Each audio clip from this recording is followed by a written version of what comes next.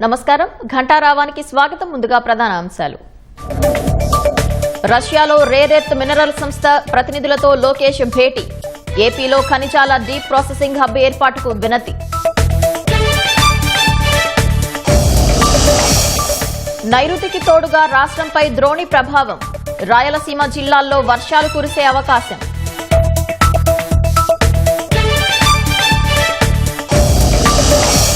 ఉత్సాహంగా తొలి రోజు యోగాంధ్ర కార్యక్రమం. ఆసనాలు వేసి చైతన్యం నింపిన మంత్రులు.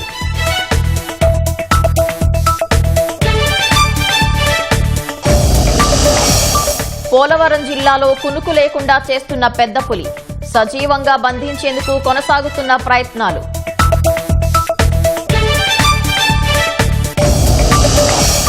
వంట గ్యాస్ ధరను పెంచడాన్ని సమర్థించుకున్న కేంద్రం. 12 ఏళ్లలో 530 రూపాయలు పెరగటంపై కాంగ్రెస్ నిలదీత.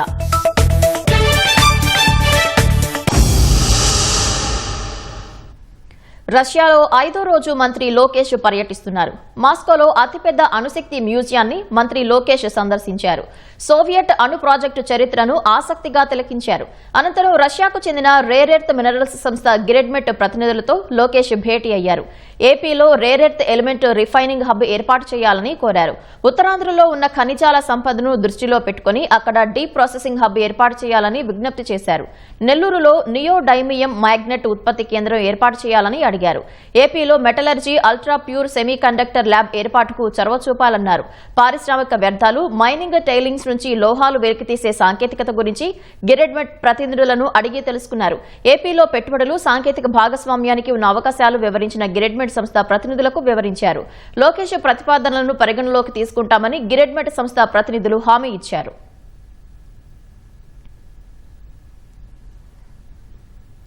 ఒక్కసారైనా చంద్రబాబును కలవాలనుకుంటున్నానంటూ పశ్చిమ గోదావరి జిల్లాకు చెందిన సత్యనారాయణ వినతి ఫలించింది. సత్యనారాయణను కలుస్తానని ముఖ్యమంత్రి చంద్రబాబు మాటిచ్చారు. ఆచంట నియోజకవర్గం కామధేనువు లంక గ్రామానికి చెందిన సత్యనారాయణకు చంద్రబాబు అంటే ఎంతో అభిమానం.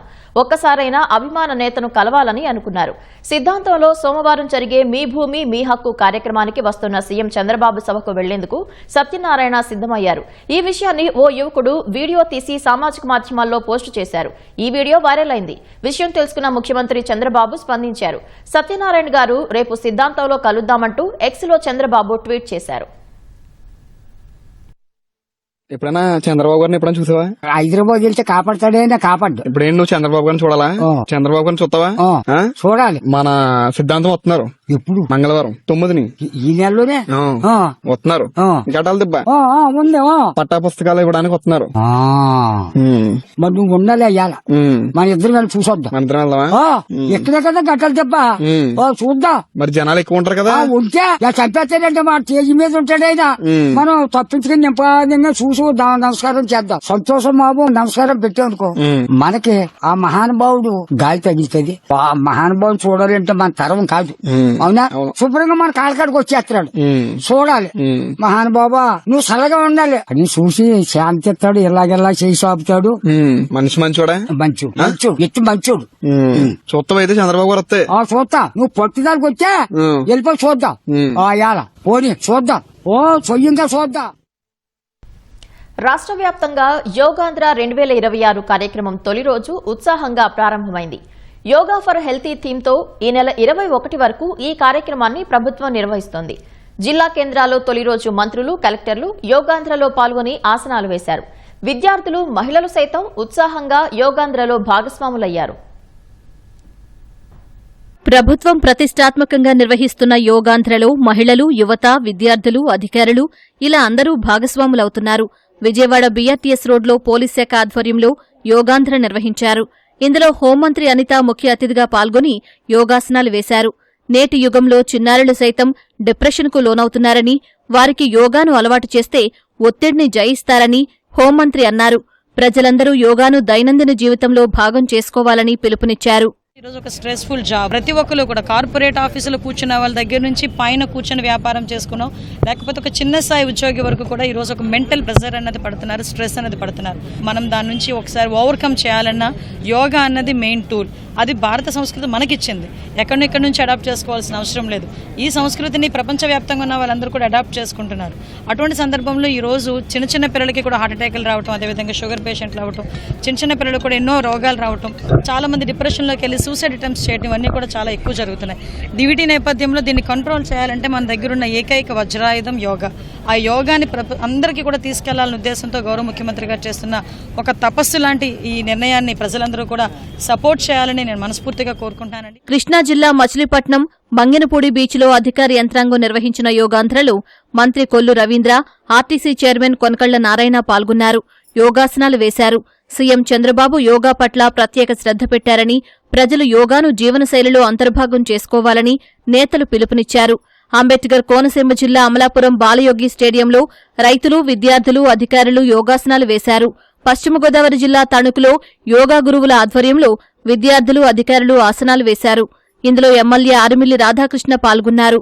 మానసిక ఒత్తిడి తగ్గించుకోవడానికి, శారీరక దృఢత్వం పెంచుకోవడానికి యోగా ఒక సాధనమని అన్నారు. యోగాంధ్రను ప్రజలు విజయవంతం చేయాలని కోరారు.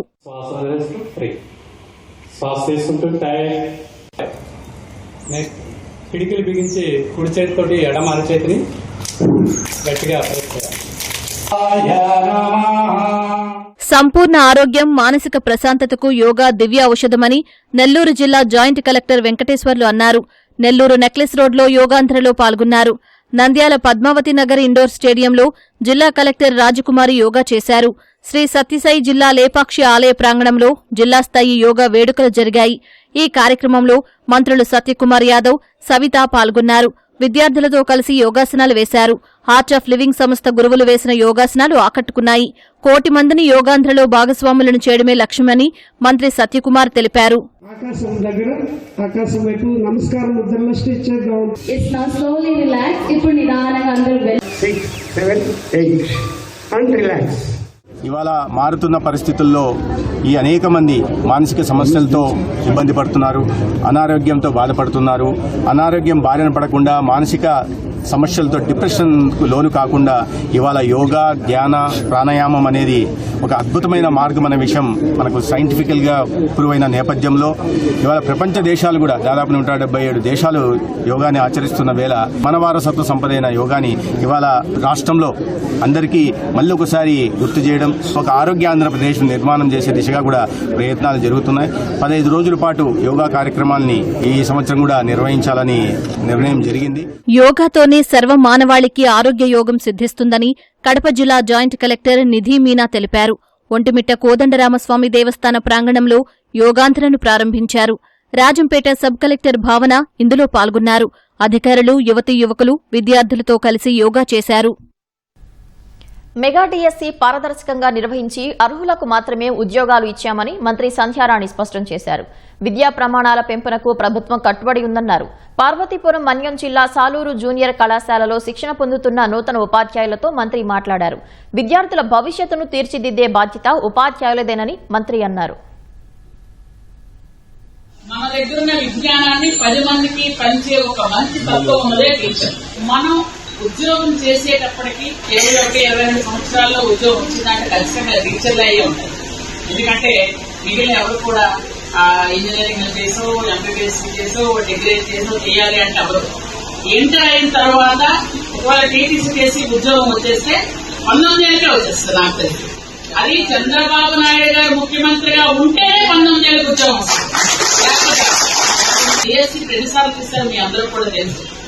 మొట్టమొదటిసారిగా చంద్రబాబు నాయుడు గారే డిఎస్సీని 1996 లో 2 సార్లు తీశారు ఒకేసారి. అలాగా దాదాపుగా ప్రతిసారి చంద్రబాబు నాయుడు గారు ముఖ్యమంత్రిగా ఉండేటప్పుడే డిఎస్సీ తీయడం, ఎవరైతే నిజమైన అర్హులో వాళ్లకు మాత్రమే ఉద్యోగం ఇచ్చే ఏకైక ముఖ్యమంత్రి అంటే చంద్రబాబు నాయుడు గారు. చింతకాయల విజయ్కు రాజ్యసభ సీటు కేటాయింపుపై ఎంపీ కలిశెట్టి అప్పలనాయుడు హర్షం వ్యక్తం చేశారు. 2019 నుంచి పార్టీ ఐటీ విభాగాన్ని విజయ్ బలోపేతం చేశారని ప్రశంసించారు. బీసీలకు రాజకీయంగా అత్యున్నత ప్రాధాన్యతనిచ్చే పార్టీ టీడీపీ అని కలిశెట్టి చెప్పారు. జాతీయ తెలుగుదేశం పార్టీ అధ్యక్షులు ముఖ్యమంత్రి వర్యులు నారా చంద్రబాబు నాయుడు గారు బీసీ వర్గానికి ప్రయారిటీ ఇస్తూ రాజ్యసభలో ఉత్తరాంధ్ర బీసీ నేత అయ్యన్ పాత్ర గారి కుమారుడు విజయ్ గారికి ఎంపిక చేయడం బీసీల నుంచి అందరూ కూడా ఆనందం వ్యక్తం చేస్తున్నారు. తెలుగుదేశం పార్టీ ఆరంభం నుంచి కూడా ఈ రోజు వరకు బీసీలంటే తెలుగుదేశం పార్టీకి అండగా ఉన్న పార్టీ తెలుగుదేశం పార్టీ. ఈరోజు బీసీ నేతల్ని మాలాంటి వ్యక్తుల్ని ప్రోత్సహించి ఈరోజు బీసీ నేతలకు అండగా ఉన్న తెలుగుదేశం పార్టీకి అది కొనసాగించడం. ఆ రోజు అన్న ఎన్టీఆర్ గారు పార్టీ పెట్టిన నుంచి ఈ రోజు చంద్రబాబు నాయుడు గారు నారా లోకేష్ గారు దాన్ని కంటిన్యూ చేయడం అనేది ఒక అభినందనీయం. తెలుగుదేశం పార్టీ బీసీల పార్టీ అనేది మరొకసారి నిరూపణ అయింది. గోదావరిని పూర్తిగా మళ్లించి తెలంగాణ రాష్ట్రాన్ని మోసం చేస్తున్నారని ఆ రాష్ట్ర మాజీ మంత్రి హరీష్ రావు ఆరోపించారు. ఈ విషయంలో కాంగ్రెస్ ప్రభుత్వాన్ని నిద్రలేపే ప్రయత్నం చేస్తున్నామని పేర్కొన్నారు. గోదావరి బనకచెర్లను మొదట బయట పెట్టిందే బీఆర్ఎస్ పార్టీ అని వెల్లడించారు. కృష్ణా నదిని బనకచెర్ల రూపంలో కృష్ణార్పణం చేసిండ్రు, తెలంగాణకు అన్యాయం చేసిండ్రు. ఇప్పుడు గోదావరిని కూడా పూర్తిగా మళ్లించి ద్రోహాన్ని తలపెడతా ఉన్నారు. ఇవాళ స్వరాష్ట్రంగా ఉన్న తెలంగాణ దాన్ని నిక్కదీసి గట్టిగా నిలబడి ప్రశ్నించాల్సింది పోయి డూడు బసవన్నలాగా ఈరోజు తలలూపుతా ఉన్నారు. జీడబ్ల్యూడిటి అవార్డు ప్రకారంగా గోదావరి నీళ్లు కృష్ణా పరివాహకానికి మళ్లించినట్టయితే 14-21-45 రేషియోలో తెలంగాణకు హక్కులు సంక్రమిస్తాయని మేము హెచ్చరించాం. గోదావరి బనకచెర్ల అంటూ చేస్తే మాకు ఎగువ రాష్ట్రమైనటువంటి తెలంగాణకు మాకు ఆ హక్కులు ఈక్విటబుల్ రేషియోలో మాకు ఇవ్వాల్సి ఉంటుంది అని బీఆర్ఎస్ హెచ్చరించింది. ఇలా ఆంధ్రప్రదేశ్ ప్రయత్నం ఏంది? కేంద్ర ప్రభుత్వ నిధులతో మళ్లించుకునేటువంటి ఒక కుట్రకు వాళ్ళు తెరలేదు. తెలంగాణకు ఏమైపోతుంది? మనకు ఒక్క చుక్క రాకుండా అయిపోతుంది. నేషనల్ ప్రాజెక్టు ఉండదు. తెలంగాణకు రావాల్సిన నీళ్లు రాకుండా పోతాయి. ఇంకా ఉల్టా సమ్మక్క సాగర్ 47 టీఎంసీలు కూడా మనం వదులుకోవాలన్నట.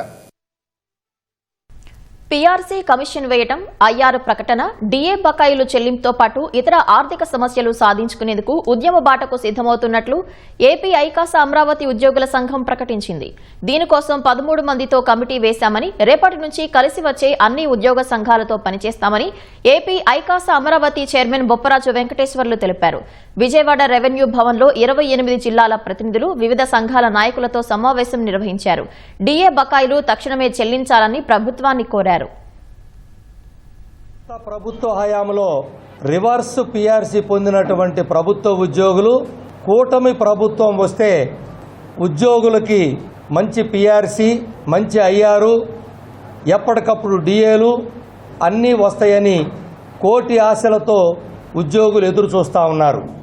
ఎందుచేతనో ప్రభుత్వం ఆర్థికేతర అంశాల మీద దృష్టి పెట్టినంత ఆర్థికపరమైనటువంటి అంశాల మీద దృష్టి సారించడం లేదు. ఒక్క పైసా ఖర్చు లేని పీఆర్సీ కమిషనర్ని 2 సంవత్సరాలుగా నియామకం కూడా చేయటం లేదు రాజీనామా చేసిన స్థానంలో. అందుకనే ఉద్యమానికి సిద్ధం చేయాలని ఏకగ్రీవంగా నిర్ణయం తీసుకుంటున్నాము.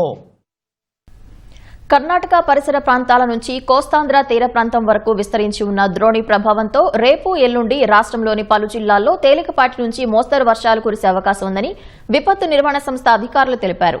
అల్లూరు సీతారామరాజు, పోలవరం, కర్నూలు, నంద్యాల, అనంతపురం, శ్రీ సత్యసాయి, కడప జిల్లాల్లో పిడుగులతో కూడిన మోస్తరు వర్షాలు పడతాయన్నారు. మిగతా జిల్లాల్లో అక్కడక్కడ పిడుగులతో కూడిన జల్లులు కురుస్తాయని స్పష్టం చేశారు. ఈదురుగాలులు, ఉరుములతో కూడిన వర్షం పడే సమయంలో ప్రజలు చెట్ల కింద, విద్యుత్ స్తంభాలు, హోర్డింగ్స్ కింద నిలబడొద్దని సూచించారు. రైతులు, పశువుల కాపరులు అప్రమత్తంగా ఉండాలన్నారు. మరోవైపు రేపు రాష్ట్రంలోని 56 మండలాల్లో తీవ్ర వడగాల్పులు, 67 మండలాల్లో వడగాల్పులు వీచే అవకాశం ఉందని హెచ్చరించారు. పోలవరం జిల్లాలో పెద్ద పులి కంటి మీద కునుకు లేకుండా చేస్తోంది. ఏజెన్సీ ప్రాంతంలో లేగదూడలపై దాడి చేస్తూ గిరిజనులను భయాందోళనకు గురిచేస్తుంది. దేవీపట్నం మండలం నెలకోట పూడిపల్లి సొరంగం సమీపంలోని కొండ ప్రాంతంలో పులి సంచరిస్తున్నట్లు అటవీశాఖ అధికారులు గుర్తించారు. పులిని సజీవంగా బంధించేందుకు రెస్క్యూ బృందాలు ప్రయత్నాలు చేస్తూనే ఉన్నాయి.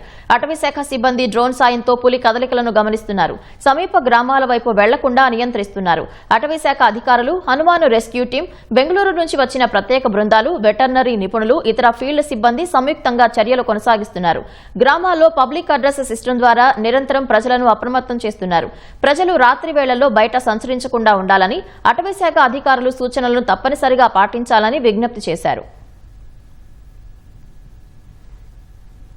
కడప జిల్లా మైలవరం మండలం వేపరాల గ్రామ సమీపంలో విషాదం చోటు చేసుకుంది. పెన్నా నదిలో మునిగి 2 చనిపోయారు. తొర్రివేముల గ్రామానికి చెందిన కుటుంబ సభ్యులు సరదాగా పెన్నా నది తీరానికి వెళ్లారు. ప్రమాదవశాత్తు 25 ఏళ్ల కళ్యాణ్ కుమార్, అతని అత్త వెంగమ్మ నీటిలో మునిగిపోయారు. సమాచారం అందుకున్న స్థానికులు, పోలీసు, రెవెన్యూ అధికారులు వెంటనే సహాయక చర్యలు చేపట్టారు.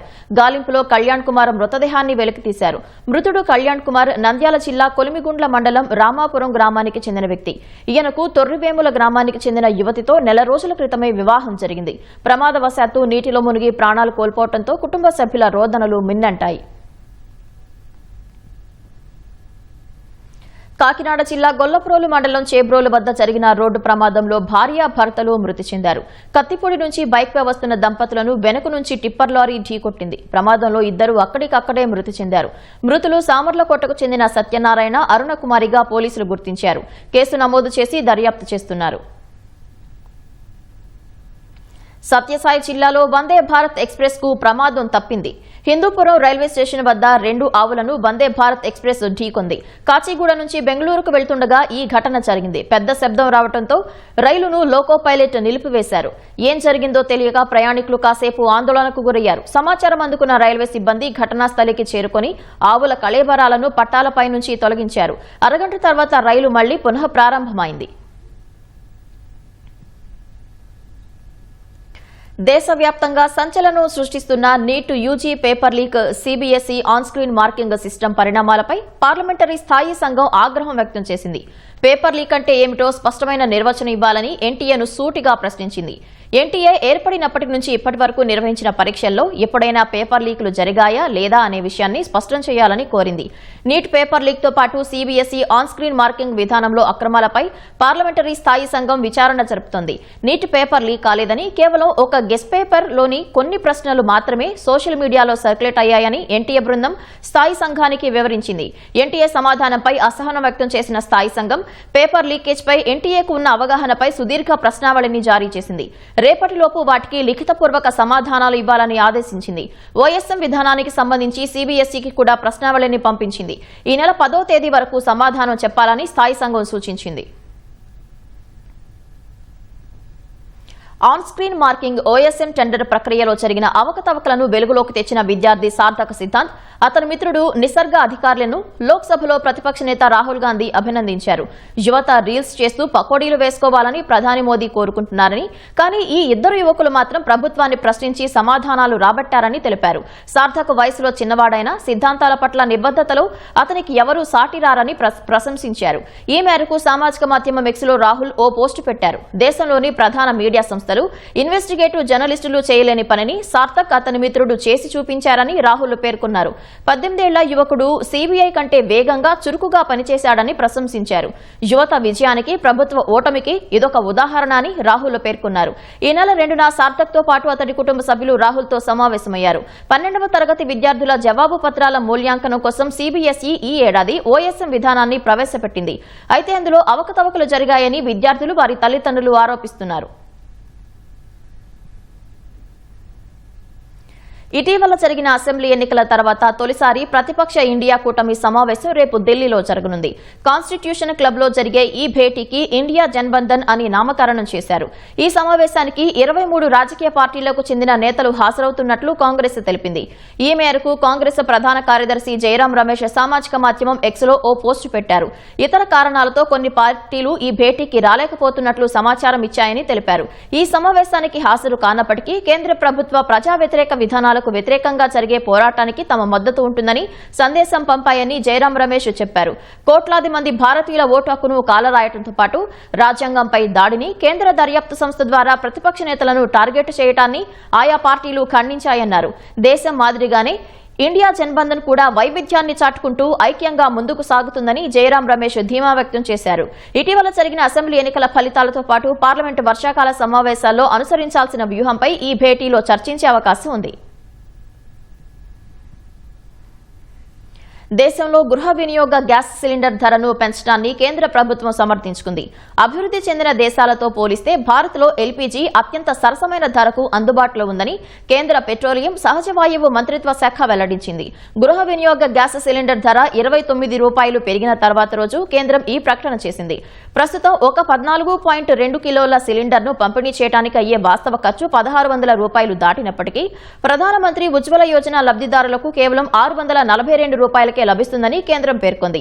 సాధారణ వినియోగదారులకు ₹942 ఎల్పీజీని అందిస్తున్నట్లు తెలిపింది. పశ్చిమాసియా సంక్షోభం వల్ల పెరిగిన ఖర్చుల దృష్ట్యా గృహ వినియోగ సిలిండర్ ధరపై ₹29 పెంచినట్లు తెలిపింది. ఇదే 14.2 కిలోల సిలిండర్ ప్రస్తుతం అమెరికాలో $1,700, కెనడాలో $2,400, ఆస్ట్రేలియాలో $1,700 లభిస్తుందని వివరించింది. అంతర్జాతీయ మార్కెట్లతో పోలిస్తే భారతీయ వినియోగదారులకు గ్యాస్ చాలా తక్కువ ధరకు అందుతోందని కేంద్రం వెల్లడించింది. గృహ వినియోగ గ్యాస్ సిలిండర్ల ధరల పెంపుపై కాంగ్రెస్ పార్టీ మోదీ ప్రభుత్వంపై ఎదురుదాడి పెంచింది. యూపీఏ హయాంలో ద్రవ్యోల్బణం, ధరల పెరుగుదలపై పెద్ద ఎత్తున ఆందోళన చేసిన బీజేపీ నేతలు ఇప్పుడు గ్యాస్ సిలిండర్లను నెత్తిన పెట్టుకుని రోడ్లపై ఎందుకు నిరసన చేయడం లేదని ప్రశ్నించింది. పశ్చిమాసియా సంక్షోభానికి ప్రతిస్పందనగా 41 దేశాల నుంచి చమురు దిగుమతి చేసుకుంటున్నామని ప్రధాని మోదీ పార్లమెంటులో గొప్పలు చెప్పుకున్నారని, మరి ఆ ప్రకటన ఏమైందని ఏఐసీసీ అధ్యక్షుడు మల్లికార్జున ఖర్గే ప్రశ్నించారు. నేటికి గ్రామీణ ప్రాంతాల్లో ఎల్పీజీ కొరత ఎందుకు కొనసాగుతోందని నిలదీశారు. గత 12 ఏళ్లలో మోదీ ప్రభుత్వ హయాంలో గృహ వినియోగ గ్యాస్ సిలిండర్ ధర ₹530 పెంచిన మాట నిజం కాదా అని ఖర్గే ప్రశ్నించారు. తమిళనాడు సీఎం విజయ్ ఖాళీ చేసిన తిరుచి ఈస్ట్ అసెంబ్లీ స్థానంలో పోటీ చేయనున్నారనే వార్తలపై కొరియోగ్రాఫర్, నటుడు రాఘవ లారెన్స్ స్పందించారు. 11వ తేదీన తన జీవితానికి సంబంధించి ముఖ్యమైన ప్రకటన చేస్తానని ఎక్స్ వేదికగా వెల్లడించారు. తిరుచి ఈస్ట్ నియోజకవర్గం నుంచి పోటీ చేయనున్నట్లు ప్రచారం జరుగుతున్న విషయం తన దృష్టికి వచ్చిందన్నారు. ప్రస్తుతం బెంజ్ సినిమా షూటింగ్ లో బిజీగా ఉన్నానని, 10వ తేదీతో షెడ్యూల్ పూర్తవుతుందని రాసుకొచ్చారు. ఆ తర్వాతి రోజు తన జీవితానికి సంబంధించిన ముఖ్యమైన విషయాన్ని ప్రకటిస్తానని వెల్లడించారు. ఈ పోస్టుతో తాను రాజకీయ అరంగేట్రం చేయనున్నట్లు లారెన్స్ పరోక్షంగా సంకేతాలు ఇచ్చారని నెటిజన్లు అంటున్నారు. ఇటీవల జరిగిన తమిళనాడు అసెంబ్లీ ఎన్నికల్లో పెరంబూర్, తిరుచి ఈస్ట్ నుంచి విజయ్ పోటీ చేసి 2 స్థానాల్లోనూ విజయం సాధించారు. తిరుచి ఈస్ట్ స్థానాన్ని వదులుకున్నారు. దీంతో త్వరలోనే అక్కడ ఉప ఎన్నిక జరగనుంది. ఆ స్థానం నుంచి టీవీకే తరపున లారెన్స్ బరిలోకి దిగనున్నట్లు ప్రచారం జరుగుతోంది. ఓటర్ల జాబితా ప్రత్యేక సవరణ ప్రక్రియలో విదేశీయులను గుర్తిస్తే ఆ సమాచారాన్ని సంబంధిత అధికారులకు నివేదించాలని కేంద్ర ఎన్నికల సంఘం అన్ని రాష్ట్రాల ఎన్నికల ప్రధానాధికారులను ఆదేశించింది. అలాగే ఓటర్ తన ఎన్యూమరేషన్ ఫామ్ తిరిగి ఇవ్వకపోతే అందుకు కారణాలు తెలుసుకోవాలని బూత్ స్థాయి అధికారులకు సూచించింది. బీహార్లో ఎస్ఐఆర్ చేపట్టిన సమయంలో బంగ్లాదేశ్, నేపాల్, మయన్మార్ దేశాలకు చెందిన వారి పేర్లను ఓటర్ల జాబితాలో ఉన్నట్లు అధికారులు గుర్తించారు. అయితే ఆ వివరాలు లేదా ఆధారాలను ఈసీ వెల్లడించలేదు. ఈ అంశంపై అప్పట్లో ప్రతిపక్షాలు విమర్శలు గుప్పించాయి. బీజేపీకి వ్యతిరేకంగా ఉండే ఓటర్లను లక్ష్యంగా చేసుకునేందుకే ఈసీ ఈ చర్యలకు దిగుతోందని ఆరోపించాయి. ఈ క్రమంలోనే ఈసీ తాజా చర్యలు చేపట్టినట్లు తెలుస్తోంది. ఈ ఏడాది చార్ధామ్ యాత్రలో ఇప్పటి వరకు 31 లక్షలకు పైగా భక్తులు పాల్గొన్నారని ఉత్తరాఖండ్ ప్రభుత్వం ప్రకటించింది. ఈ సీజన్లో వేర్వేరు కారణాలతో 161 మంది భక్తులు మరణించారని పేర్కొంది. ఏప్రిల్ 22న ద్వారాలు తెరుచుకున్న కేదార్నాథ్ ఆలయాన్ని అత్యధికంగా 11 లక్షల మందికి పైగా భక్తులు దర్శించారు. బద్రీనాథ్ ఆలయాన్ని 9 లక్షల మంది, గంగోత్రి క్షేత్రాన్ని 5 లక్షల మందికి పైగా భక్తులు సందర్శించారు. యమునోత్రి ఆలయాన్ని 5 లక్షల మంది, హేమ్కుండ్ సాహిబ్ను 55,411 మంది యాత్రికులు దర్శించారు. అమెరికా అధ్యక్షుడు Trump, Iran supreme leader Ayatollah Mojtaba Khamenei మధ్య సమావేశం జరిగే అవకాశాన్ని ఇరాన్ తోసిపుచ్చింది. టెహ్రాన్, వాషింగ్టన్ మధ్య చర్చలు నిలిచిపోయిన వేళ అలాంటి భేటీ జరిగే ప్రసక్తే లేదని ఇరాన్ అధినేత సీనియర్ సలహాదారు స్పష్టం చేశారు. CNN వార్తా సంస్థతో మాట్లాడిన మొజ్తబా ఖమేనీ సీనియర్ సలహాదారు మోహ్సెన్ రెజై ప్రస్తుతం ట్రంప్, మొజ్తబా మధ్య భేటీ జరిగే అవకాశం ఎంతమాత్రం లేదన్నారు. జూనియర్ ఖమేనీతో భేటీకి ట్రంప్ సుముఖంగా ఉన్నారని ప్రచారం జరిగిన నేపథ్యంలో రెజై ఈ మేరకు స్పందించారు. ప్రస్తుతం ఇరు దేశాల మధ్య చర్చల్లో ప్రతిష్ట ప్రతిష్టంభన నెలకొందని వాటిని ముందుకు తీసుకెళ్లాల్సిన బాధ్యత వాషింగ్టన్ పైనే ఉందన్నారు. స్తంభింపచేసిన తమ ఆస్తులను విడుదల చేయాలని పదే పదే డిమాండ్ చేస్తున్నట్లు రెజాయ్ తెలిపారు. ఈ విషయంలో అమెరికా నిజాలు మాట్లాడటం లేదని ఆరోపించారు. ఇరు దేశాల మధ్య తిరిగి నమ్మకాన్ని ఏర్పడటానికి తమ ఆస్తుల విడుదలే అత్యంత కీలకమైన అంశమని రెజాయ్ అభిప్రాయపడ్డారు. అమెరికా అధ్యక్షుడు ట్రంప్ ఇజ్రాయెల్తో సంబంధం లేకుండా స్వతంత్రంగా నిర్ణయాలు తీసుకోవడంతో పాటు ఇరాన్ ఆస్తులను విడుదల చేయాలని రెజాయ్ డిమాండ్ చేశారు.